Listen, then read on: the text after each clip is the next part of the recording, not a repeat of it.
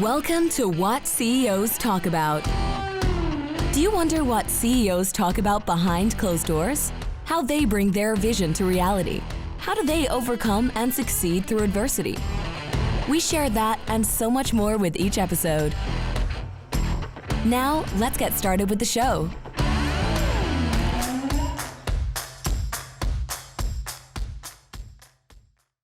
Hello, everybody. My name is Martin Hunter. I am the host of What CEOs Talk About, where we translate strategy into frontline operations. Speaking of strategy, we have Shawn Pavlidis. Say that. Can you say it out loud again for me so I don't mess it up again? Shawn Pavlidis. Pavlidis. Terribly sorry. Thank you very much. No problem. He is a principal at a level 5 strategy, and you are a principal, and you've been in the business for about 10 years, correct? Correct. One interesting fact about Shawn is that he is an amateur carpenter. So tell us, how is that is? How tell me why. I'd argue necessity. Moved into a house a few years ago, and we live in Toronto, so you know the Toronto housing market.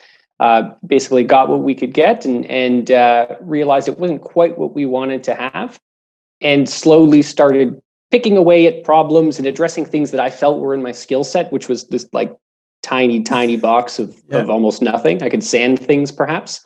But then increasingly, just like any sort of skill or professional activity, you build onto that foundation and you learn more and you build more kind of credibility and confidence in yourself until eventually you're building your own staircases and smashing down walls before you even know what you're going to do next, because you figure you'll figure it out along the way.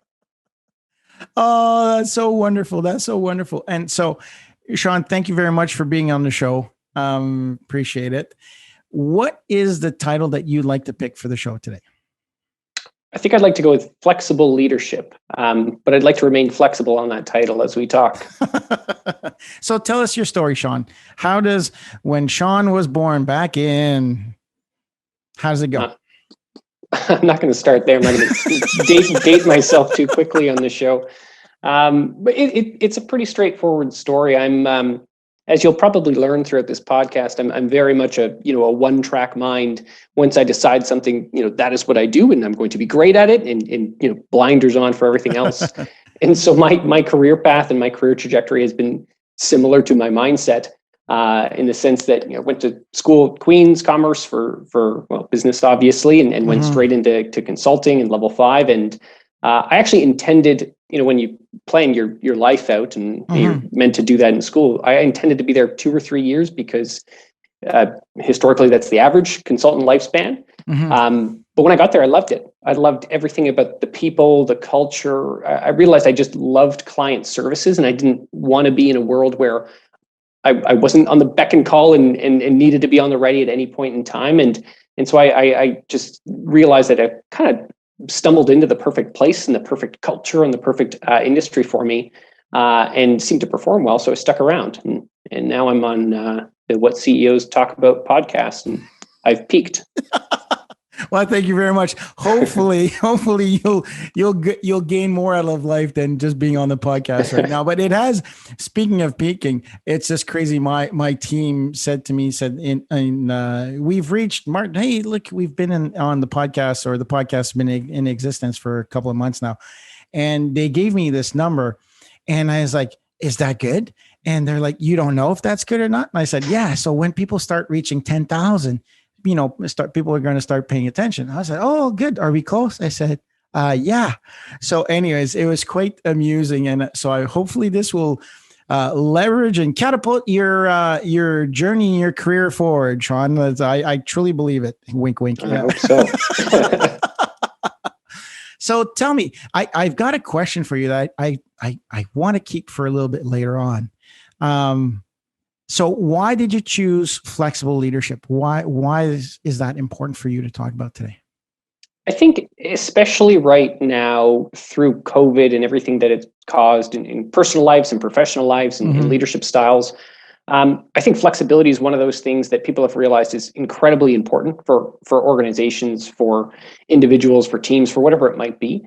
And I think it's something that I've seen organizations struggle with, especially in the last couple of years. They're really strong in peacetime, but when it comes to wartime or COVID time, the ability to adjust your leadership style, the ability to allow responsibility to be diffused throughout the organization, the ability to change your mind even though you've very publicly committed to a certain direction, it tends to be hard, especially for individuals that have found themselves in leadership roles and gotten to a point where they're so confident in their way, their decisions, their style, their approach. Change can be very difficult. And from what I've seen over the last essentially 2 years is those that have been comfortable changing and being flexible and being okay with being wrong. Those organizations have been the ones that have been most successful and highest likelihood of kind of digging themselves out of the hole that COVID created. You started addressing, so one of my questions is then, what's your definition of flexibility? I think you mentioned a few kind of behaviors behind flexibility. Can you elaborate a little bit more on what your definition of flexibility is? I don't think I have a definition. I think it's dependent on who you are and what you're dealing with. To give you perhaps a couple examples, I've found even in my own leadership style, I have perhaps some consistent values and openness and transparency and collaborate, like things like that. I'm pretty consistent. But in terms of how I lead my teams, it's quite different. And sometimes my role as a leader for the level 5 teams or for the client teams that I'll also lead, my role is a cheerleader sometimes. And all I'm meant to do is, rattle those pom-poms in the air and clap and celebrate and push people into the spotlight and act as more of a catalyst and an energizer to the team when they're doing already great things. Sometimes I'm a coach and I'm just meant to be the sounding board and the safety net and helping someone get there, but again, kind of staying in the background. But sometimes you also need to be the general.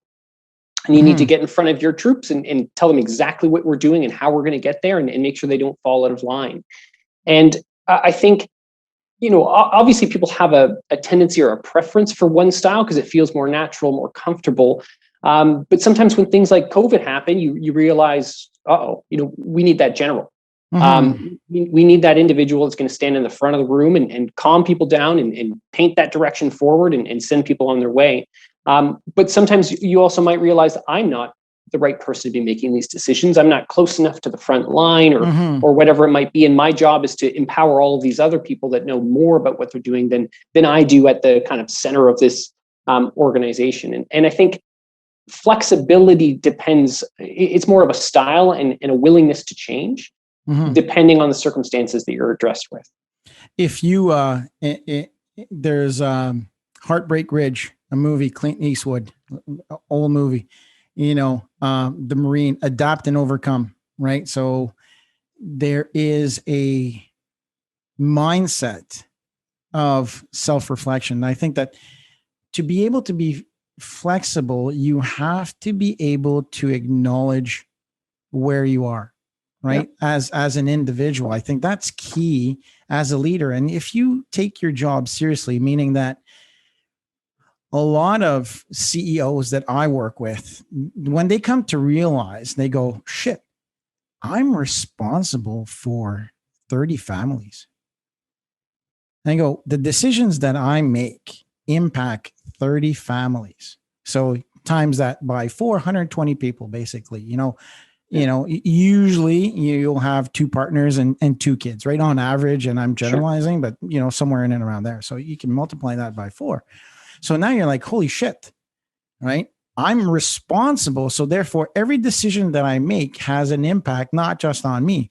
That's what I love doing what I do, because if I help a company become prosperous and have a prosperous mindset, meaning that always make a little bit more than you spend. So just be frugal, be, well-rounded, be seasonal. Don't have to buy strawberries in December just because you feel like them. So you have to go out, you have to be a little bit tempered and not have strawberries. Because I'm not saying that you shouldn't have strawberries. I'm saying that, strawberry lobby is going to be up in arms right now. But June strawberries in Canada and North America, oh my God. Like you can't beat that taste because it comes from your neighbor's yard. Anyways, the point that I'm trying to make is that self-reflection is key to being, I think, a good, flexible leader, right? What do you do? I journal. I journal often. What do you do to kind of self-evaluate? Do you take time? Do you make time?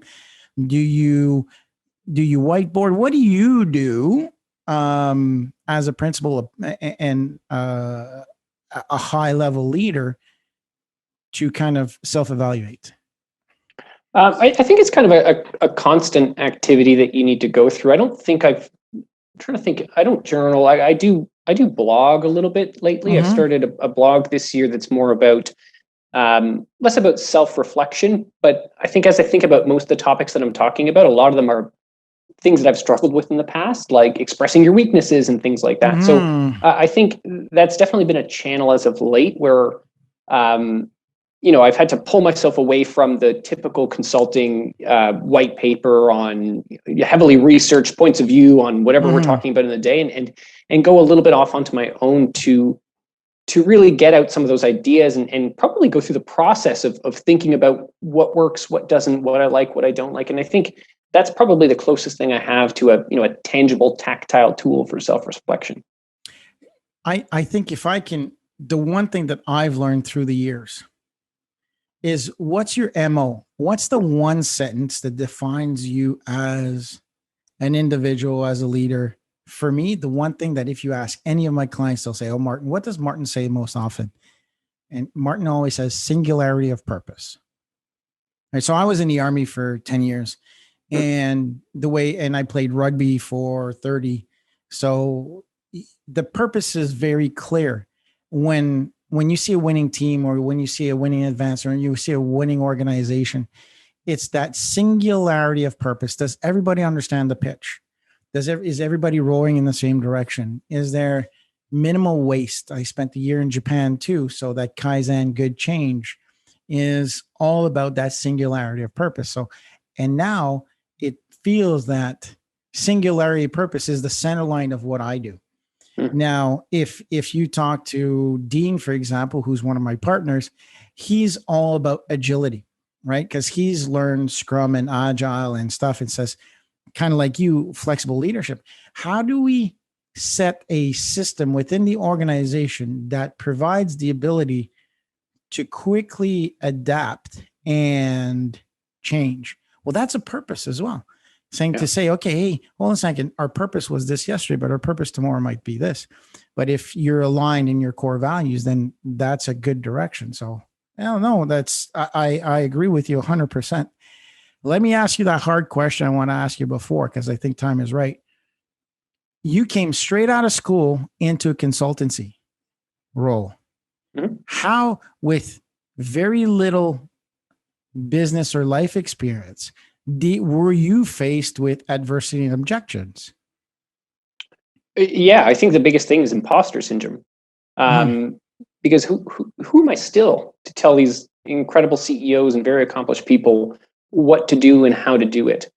And I think that's something that I've always struggled with, something I still struggle with, and something that I try and help my team overcome. Because I think in consulting or any sort of client service, you always feel like you're the least knowledgeable person in the room, because everyone else has been in that industry for 30 years and been in that seat for 30 years. And what could you possibly help them with that they don't already know?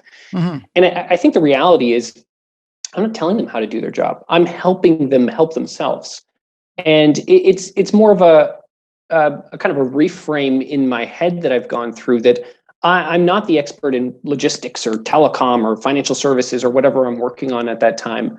I'm the expert in simplifying complex decision-making and framing out tough questions, facilitating people to alignment, and creating tools or thought processes or methodologies to make decisions. I'm not the one making any of those decisions. I'm the one ensuring that the decisions get made in a structured and well thought through and well-researched way. And I think that reframing of who I am and what's my role in this room has really helped, because I'll never be, and I'm not the type of person that walks in and tells people what to do. I'm the type of leader that jumps on the whiteboard and says, okay, what are the biggest things? Let's break it down. Let's simplify this super complex problem and lead the experts through that decision-making process. So I think imposter syndrome, to round it out, is one of those big things that you definitely deal with in the consulting industry. If you try and take it head on and say, I am the expert, I am the best, you're probably going to fizzle out and nobody's going to want to work with you. But if you realize your role is to be more of a coach and less of a dictator, then you're probably fine. I think different frame of mind is key. Let me tell you a good story. Maybe you got one. Southern United States, railroad industry, a railroad leader. His father was a railroader. His grandfather was a railroader. So you want to talk about, ingrained. And so I show up, and with his drawl, he says, I don't know what you're going to teach me, son, but I'm a pretty darn good leader, and I've done this and I've done that. And I said, hey, Mr. X, I don't doubt that at all. I'm here to be a third-party advisor and see how we can do continuous improvement on how you address this. Says, okay. So let's go to the room, and there's about 10 people down there. And I said, what's the two key messages that you want to deliver? Well, he says, high railing. So people hanging off the engine, or as they were building trains in the yard, they wanted the guys and the girls to stop to make sure that the train or the car had stopped before they got off of it. So not as it's rolling that they got off. And the second component, I can't remember what it was, but we'll say making sure that the overtime hours were documented properly. Can't remember what that was, but okay. So he goes in and said, okay, I'll time you. So we go in there, and he says, hey, how you doing? What's going on? Hey, here, listen, I was talking about high railing, getting off, and this and this. And then he says, okay, what else you guys got for me? And they say, oh, what's happening with the barbecue and this and that. And 20 minutes later comes up. Hey, thank you very much, guys. I said, okay, great. Thank you very much. Hey, Mr. X, can you step out for a sec? So I brought sticky notes, and I said, okay, without cheating, everybody take these 2 sticky notes and write down what 2 things that Mr. X really wanted you to remember. So everybody wrote them down and so I went back to see Mr. X. I said, how do you think you scored? He says, I'll say 90 because I want to be humble. I don't want to give myself 100. So humble. Wow. So I said, okay, cool. So I said, how do you feel with 60%? He says, what? I said, yeah, 60%. He was demoralized. I said, so let's change the way that you do things. Let's go in there, get all of the bullshit talk out front, and then deliver your key messages at the end, and make sure that you leave with those 2 key messages. We did that with the next. We did it within 10 minutes. So we cut the time in half. And at the end of the conversation, he scored 100%.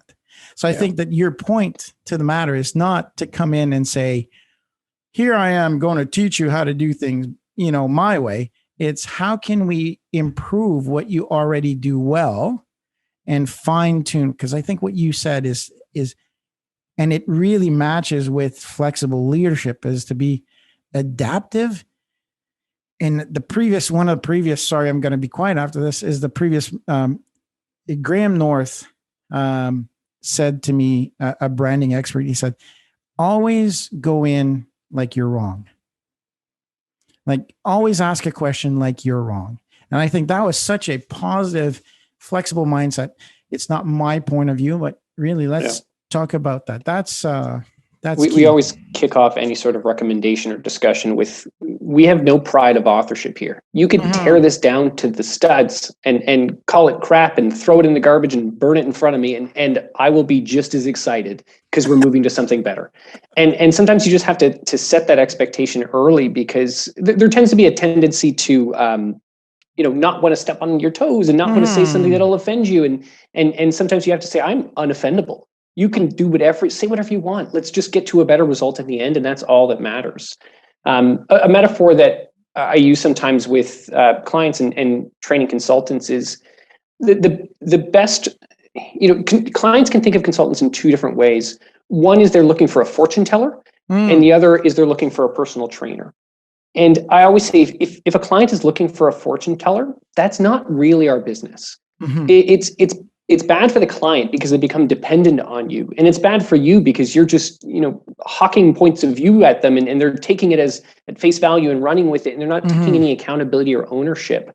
And it's bad for the industry, and it's bad for us. But if you build a relationship that's like a personal trainer, that says, you want to lose weight, you want to gain muscle, let's work with those goals. I'll build a plan to get you there, but I'm not doing your sit-ups. You're going to do your sit-ups. I'm going to count them, and I'm going to tell you what to do the next day. You don't have to think about it. Just when you're here with me, I want 100%, 10%, and I want you to kind of work it. That relationship in a client and in a consulting relationship is so positive because I'm not doing liposuction. I'm helping you get better. And so when we eventually break and you move on, you're better for it. You're not dependent on that fortune teller. Agreed. I think that is the best analogy that you can put for consultancy. I think it's great. Personal training. Yeah. I'm not going to do the sit-ups for you. Fabulous. It's a good idea. What's the biggest struggle that you have faced with as a leader? So where was your learning when you go flexible leadership? Tell me a time during COVID where you go, I did not do this as well as I would have hoped to, right? Where I could have been, I could have been a good consultant to myself. I think if I'm talking about a good consultant to myself, COVID was a tough time for everyone, to be clear. It was not good. If anything, I'm in the fortunate part of COVID, given I can work from home and all that stuff. Agreed, but it was a tough time for the consulting industry because if I was advising on what to cut, I would cut the strategy folks. It makes a lot of sense when you're worried about making payroll and keeping people employed. Talking about strategy is going to be something that is a nice to have, not a need to have. And we certainly, as a firm, as an industry, felt that in the first few months. But that as A-type people, and this is what we need to do, and this is my job and my livelihood and my career, that kicks in a bit of a fight or flight mechanism. And, I think the whole firm went into fight, and it turned into something almost unsustainable in terms of the amount of time and effort and energy we put into, finding business and delivering business and ensuring our clients are super happy, but undercutting ourselves in price so bad that we're all working weekends and evenings. And I think the biggest disservice that we've all done for ourselves, and probably the industry has done for ourselves, is that hasn't turned off quite yet. That fight or flight mechanism is still heavy. And so we went from working pretty hard and fast and strong, and you kind of know what you're getting when you get into these industries, to like dialing it up 2 notches, and we haven't quite figured out how to bring it back down. and so I think that as a leader who has been close to burnout and has his team close to burnout, it's something that I'm personally struggling with right now in terms of how do we gear down this race car a little bit without losing the energy and the enthusiasm and the excitement that we've fortunately been able to create in the last year and a half. I was going through my LinkedIn but LinkedIn feed, sorry. And I got a Hootsuite notification saying, we're closed. And I said, what? He said, yeah, don't try to reach us. The entire company is shut down. Yeah. Everybody's been going hard for the past 18 months, have been crazy. Fist pump to Hootsuite leadership. Yeah. For saying, you know what? Pardon my French. Everybody PFO. We're shutting her down. Our people are important to us, more important than business. And I'm not saying that Hootsuite is the best company and it's the worst company. In this particular instance, congratulations. And whoever works for Hootsuite, thanks their leadership to be able to take that week off, because I'm sure they've asked a lot of their folks, like we all have. I mean, personally, I'm the same way. When this all started, like knock on the door. Hey, can you help us? Can you help us? Can you help us? Can you dive in? I don't want to hire somebody full-time. We need somebody part-time who can jump in and do as much work as 5 people. And I mean, that's what we do. That's what we do at Urgio, right? We go in, we help explosive growth. We help leveling up. We help optimizing, portfolio. So people are calling us saying, hey, listen, we're in dire needs, jump in. And all of a sudden, the entire team is working sometimes between 16 and 18 hours a day. Yeah. And we're doing it because we want to help. At a certain stage, was it about a month ago, we said, okay, guys and girls, we gotta take time off. We got to take time off. We have to tell our clients, yeah, we love working with you guys, but we're not going to get anywhere and the most of our partners are people who have been well established, bought and sold companies, and we're older people who want to go fishing, who want to ride our motorcycles, who don't want to work more than 30 hours a week. So no, that's a big conversation about prosperity and sustainability within the workforce, right? And you can't blame anybody. On the other hand, you cannot not blame anybody. Everybody has to take ownership and say, okay, what are we doing? What are we doing next, right? Yeah, but it's also the broader ecosystem. It's not even just us as consultants. Our clients are doing the same thing, and we're working with our clients over long weekends, and you could just feel that anxiety level and that sense of stress hasn't quite diminished and hasn't quite gotten back to kind of pre-COVID normals. And I'm hopeful that we can get it there, but I think it's going to still take a while before it all wears off. So define for me leadership. What is good leadership in your opinion? Well, that's a big question. I heard a good quote the other day that I thought was really telling of at least the type of leadership that I have a lot of respect for. And it was, leaders don't need to be right. They just need the decision to be right. And I thought it was so concise and sweet, but it was so telling in the sense that as a leader, you don't need to be the smartest person in the room. It's not your job to be the smartest person. It's nice and it feels good, but it's not your job. Your job is to ensure that when you leave the room, the right decision was made. Correct. And that decision could come from an intern. It could, come from whatever. But your job as a leader is to recognize what the best decision is, select it, and rally everyone behind it. And I think that when it comes to a leadership ethos that I love to bring and I seek for and I enjoy kind of being part of is that type of leadership, recognizing that it's meritocracy, the best idea wins. There's no pride here, there's no egos here. Let's walk into the room confused and walk out of the room aligned behind the best idea. And I think in the few minutes we have in this podcast to define leadership, I think that might be where I draw a line. I've been catching up on TV. I haven't watched TV in I don't know how long. And I like more, I like humorous. I like stuff that is like Schitt's Creek for me is just a good representation of life. And, but the one that have falling in love with that really talks to your point is Ted Lasso on Apple TV. So you want to talk about leadership. There's this water boy, anyways, coach from the US. Long story short, goes to the UK, knows nothing about football, soccer.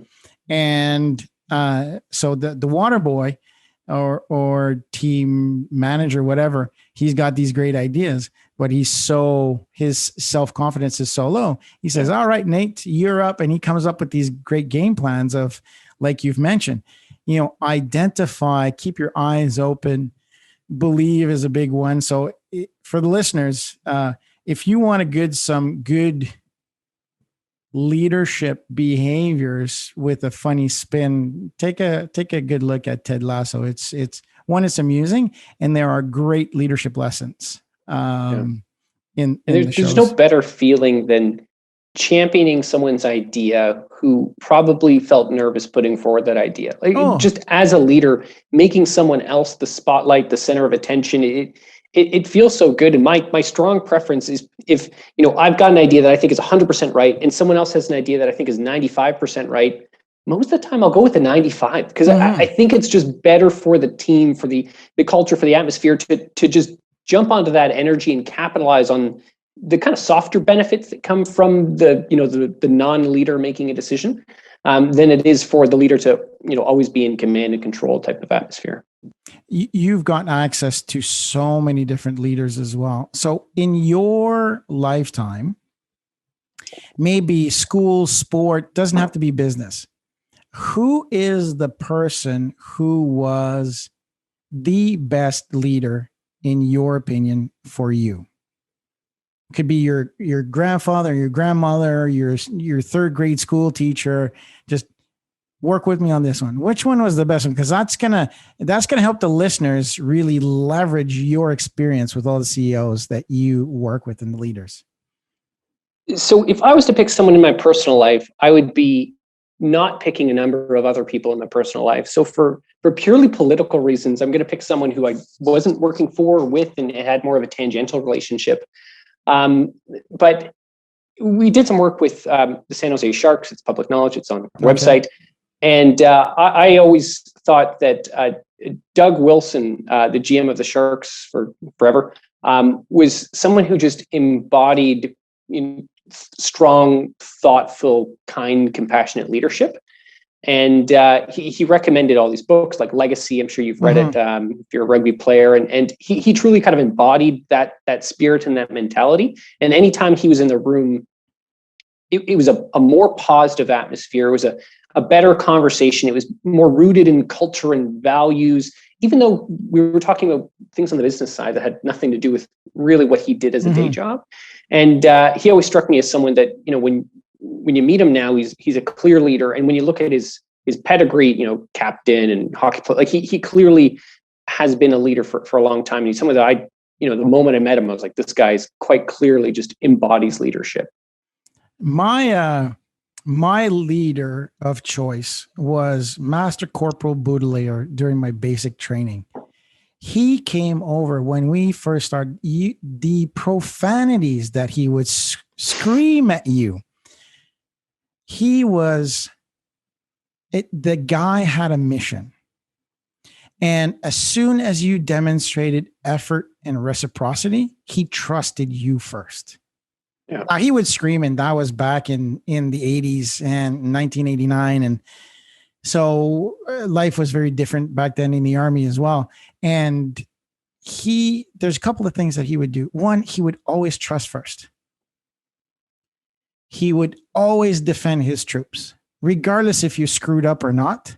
Now, if you screwed up and you'd suffer the consequences, but from him, not from somebody else. So he was very inclusive. And meaning by that although he was the Master Corporal, he had a whole bunch of green guys and girls. He would always ask how you're doing. And in a true, how are you? Because he wanted you to succeed. Where other, staff sergeants and other instructors would say, how many people have I lost this week, right? They put the opposite, the result, and saying, well, here's how many I've lost in this because I've been such a badass.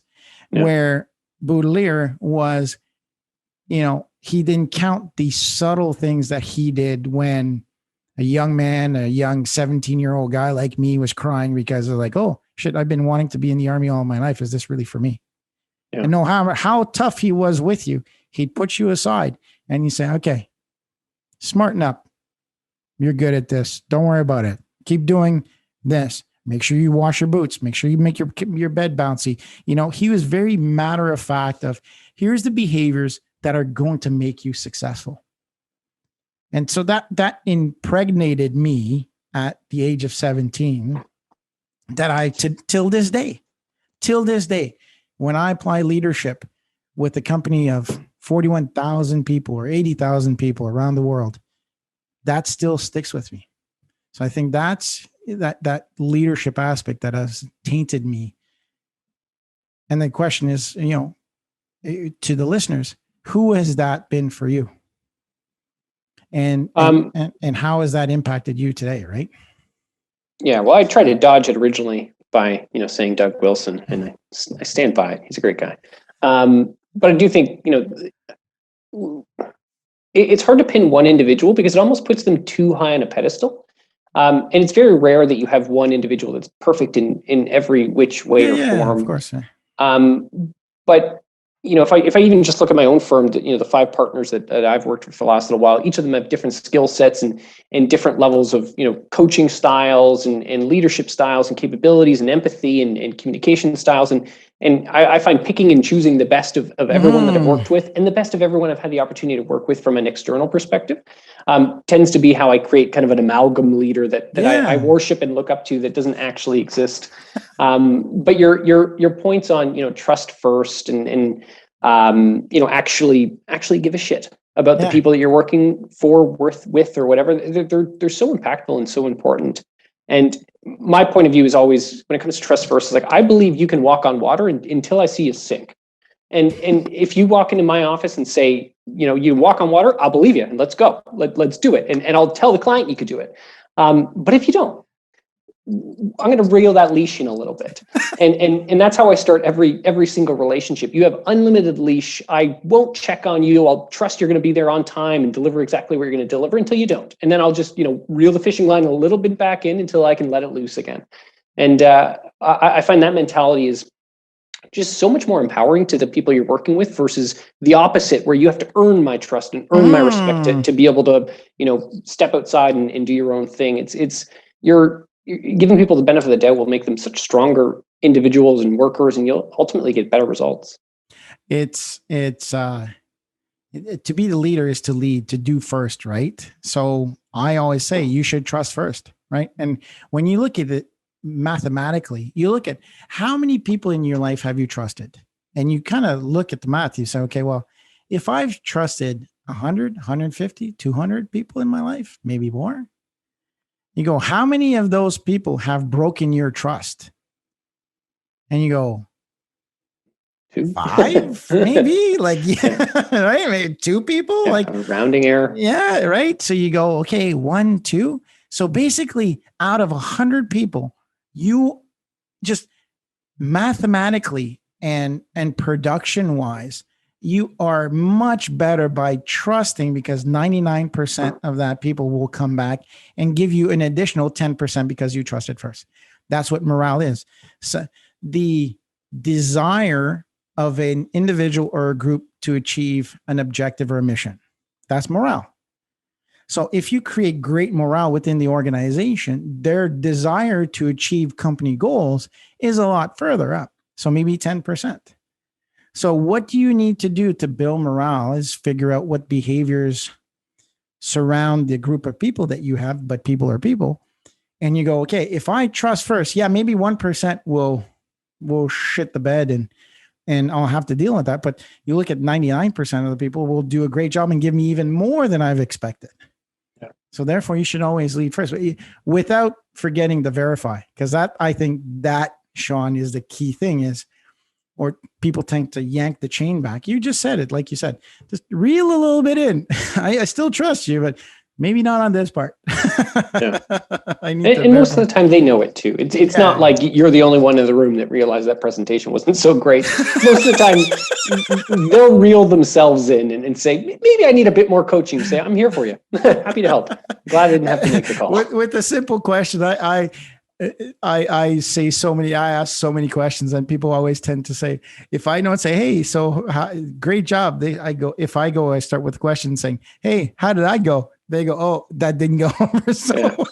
So loaded. Everyone assumes the answer's wrong. How did that go? Not good. The ability to ask questions is a great leader, because I think too many leaders don't listen to the answers. I think that's one key question about flexible leadership is you come into the meeting saying with some expectations that you go, when you truly and honestly ask good questions and you empower people to speak freely, like you said, you're not the smartest person in the world. Their better ideas might come up, right? Yeah, they will. And I think what I found, if we're circling back to flexible leadership, what I found that leaders don't truly appreciate is in a situation like COVID, you had everyone in that leadership table, that C-suite room saying, we need to be agile, faster, quick decision-making. Great, but bunch of buzzwords that were all over the internet, and they were saying them, and that's great. The challenge that I think wasn't recognized is part of what Urgio does is the distance between the leadership table and the front line is pretty big. And all of the systems and the structures and the processes that get decisions, toward that center or toward that core or back out haven't changed yet. So you might have decided Monday morning on March 17th, 2020 that, we better be faster. We better be more agile. But that doesn't mean that your prioritization mechanisms, your planning processes, your review mechanisms, your accountability, the impact, like all of the things that actually result in faster decision-making, those don't change just because you changed in your head that it should change. That's what I think, flexible leadership isn't just the mindset. It's realizing that, crap, I got to roll up my sleeves and fundamentally change all of these internal processes in which we make decisions. Otherwise, it means nothing if you say I'll be agile, flexible, nimble, all that stuff. It's just platitudes. You said something about decision making that I think needs to be expanded on, because so many people forget. Let's do faster. Let's do faster. A lot of entrepreneurs, they go, work, get it done, get shit done, blah, blah, blah, blah, blah. Yeah. I'm not against it. And how quickly is it to be efficient at doing emails that are not impacting your business? I can go through 300 emails in an hour. Okay. Well, how is it moving the needle forward? The effectiveness is the decision making. What decisions are you making that are impacting the organization and enabling the business? And as Shawn has mentioned, when Shawn comes in, they go, okay, well, you're probably making low impact decisions very often, but what are those high impact decisions that need to be made to be able to move the company forward, either grow towards prosperity or through growth? And I think that the quicker you learn to make more, how do you systemize and make more efficient, effective decisions more efficiently, is the path to success. Because I think that's what you're saying. And I really want you to, how does level 5 evaluate when you first come into an organization? How, like on a buggered scale, you go, okay, you guys are really buggered. You're like a level 1 on the scale. You're so low. Oh, you guys are an 8. You're not too buggered, but there's still some improvement. What's your gauge at the leadership table that you go, oh shit, this is going to be a lot of work?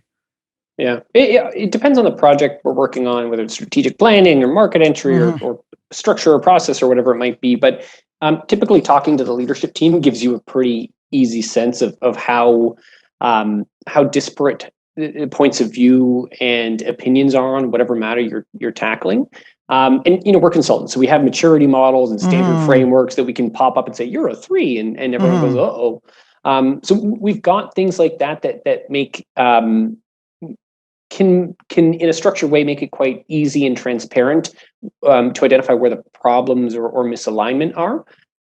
But I find the best way, just in terms of enacting change and convincing people to do something differently, similar to your sticky note, what mattered in the railroad story, helping people uncover what from the outside, but they haven't quite internalized, like helping people discover it for themselves is the best possible way to do it. Because if you walk in and say, hey, y'all are messed up, you're not going to go very far.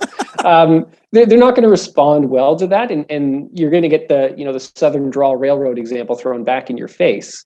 But if you walk in and say, let's do an exercise, let's like you've already had some conversations, you know exactly where they disagree and where the problems are.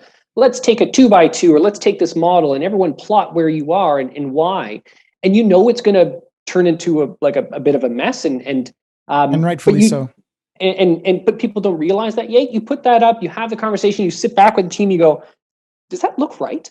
Like, are you guys this far apart? And they come to the conclusion and they start telling us, like, holy crap, we're misaligned. And that, to me, regardless of the model or the technique or the tool, it's helping people uncover for themselves and being that, like, realizing I can't do a squat, like realizing with that personal trainer that maybe I need a little bit of help, or maybe we should actually challenge ourselves in the status quo.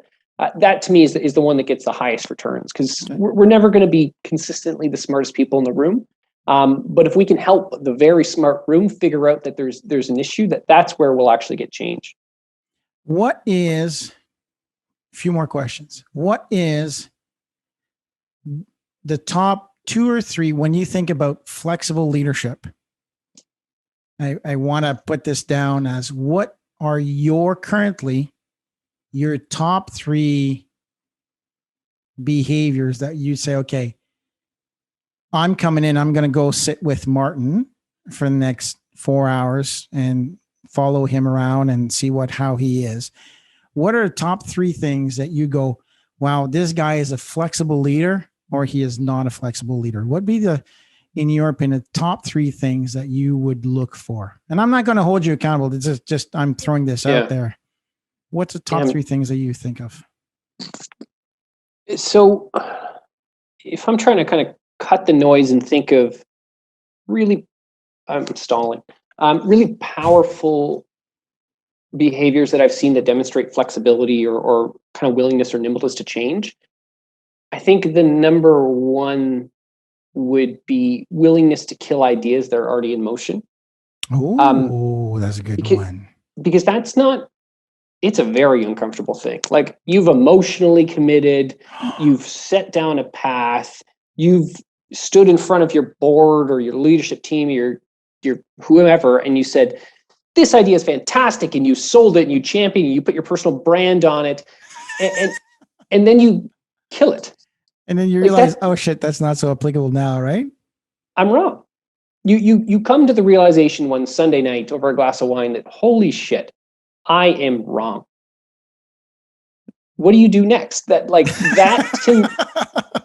to me is someone willing to set their ego aside, kill their own idea, and champion what is probably someone else's idea that they shot down earlier in the year. Like, that to me is a huge sign that you're actually willing to be a flexible leader. Oh, that's a fabulous one. Yeah. Most of the time you plug away. Well, pride gets in the way, right? Or that determination. I can make this work. I can make this work. I can make this work. I can make this work. I agree with you. That's a really good one. All right. Number 2. What's your second one? Whew. Consultant stalling. Put up a quick framework. I think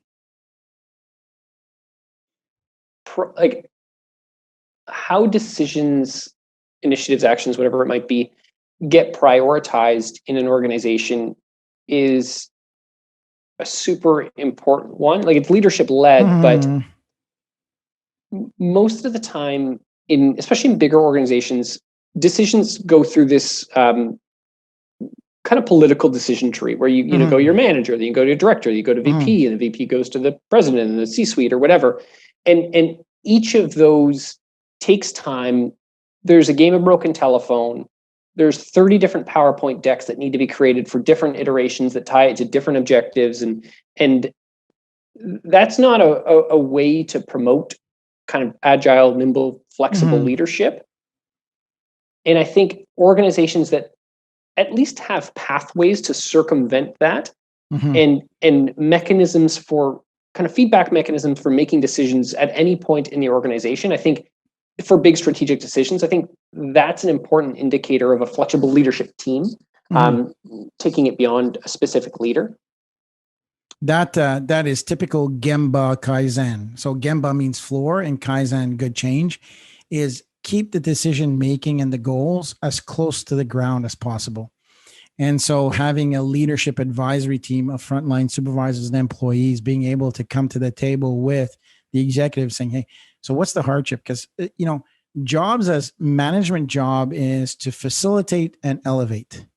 And we often forget that, is to facilitate the work and elevate the workforce to be able to tackle on either more work or bigger, badder tasks or events or learning. And we often forget that our job is to, if you're not generating revenue, then you're helping facilitate the work or elevate the workforce. And I think that's a good analogy and a good, how do you prioritize those goals in decision making? That's fabulous. Good idea. Good one. I think if I'm forced to come up with a third one, you are. Forced. I'm holding a gun. I'm getting used to how this show works. I ask the questions, you answer. It's different, eh? I know. It's scary. I don't like this side of the table. I think like a good indicator to me when you're working with a senior leader in an organization on whether they're flexible and adaptable is how into the details they get and how willing to, like, to your point, a leader's job is to facilitate, elevate, champion, all those things. When I see leaders getting into wordsmithing and getting into editing and grammar and things like that, to me, it's an indication that either they're not quite ready for the leadership role and they're still caught in their delivery role, or they're so particular about having something a certain way that they're unwilling to, using my kind of past analogy, 100%, they're unwilling to accept the 95% as good enough. And things like that really, one, they slow down processes because you're having unnecessary iterations. If the comma's in the wrong place, it has no impact on what that means for what the business is going to do about that strategy, that initiative. And that to me is an indicator of inflexibility, versus the flip side of that, when someone says, "Got it, run with it." Love the idea, trust you with the details, go with it. Like that to me is a leader that A, can make more decisions, and B, has just outsourced some of the accountability to another part of the organization after buying into the big picture. I want everybody who is listening or watching to take that down, because it is so common across the board, yet so business impacting. It is causing so much risk in the organization. And I think that is the summum of inflexibility. Your presentation is the wrong color. It's to this, it's to that. It's, we're not going to get the money from the board, or we're not going to get the money from the investors. You're not doing a good job of it. Really? Is that what that you're focusing on? So I have lived, know of, and have scolded so many that have done that. So Shawn, that is on the money. So great three. Yeah, look, you did fine. You did fine. Put you on the spot and you came up with three fabulous. Done. Bingo. You get 2 cookies for that. Thank you. All right. Last question. What are the 2 pieces of reference material? It could be a podcast. It could be a story. It could be a book that defines you and what you do on a regular basis. So for me, I'll give you an example. 7 Habits. Putting first things first is something that I read a long, long time ago. And on my 3rd or 4th iteration of buying the same book, because I've used it and read it, 7 Habits of Highly Effective People, a gajillion times. So, and that for me, putting first things first and sharpening the saw are the 2 things that I live by on a daily basis. What about you? That's interesting.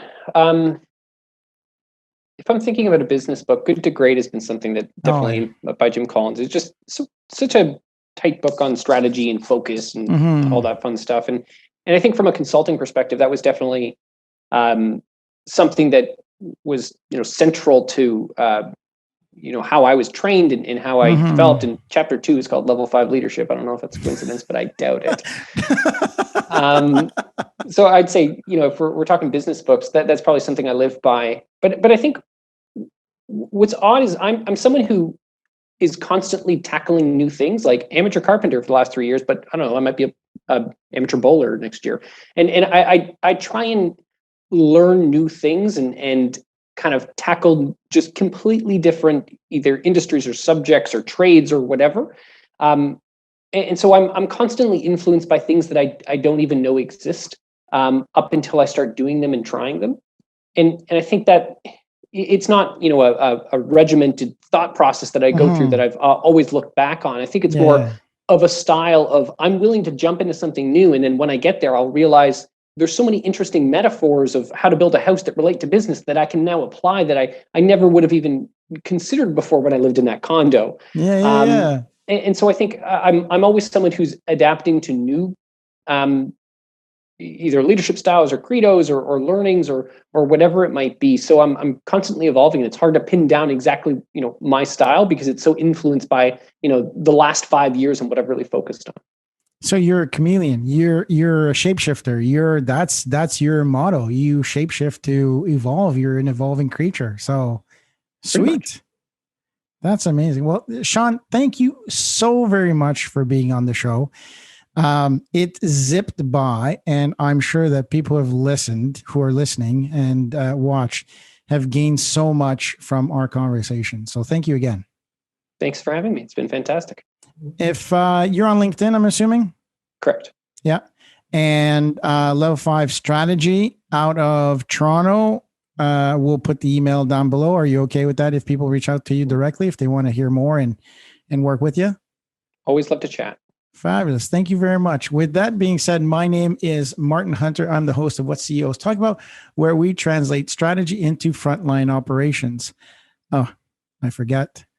Marketing team, please like, subscribe, all of that social media stuff. With that said, thank you very much. Thanks a lot, Shawn. Thanks, Martin.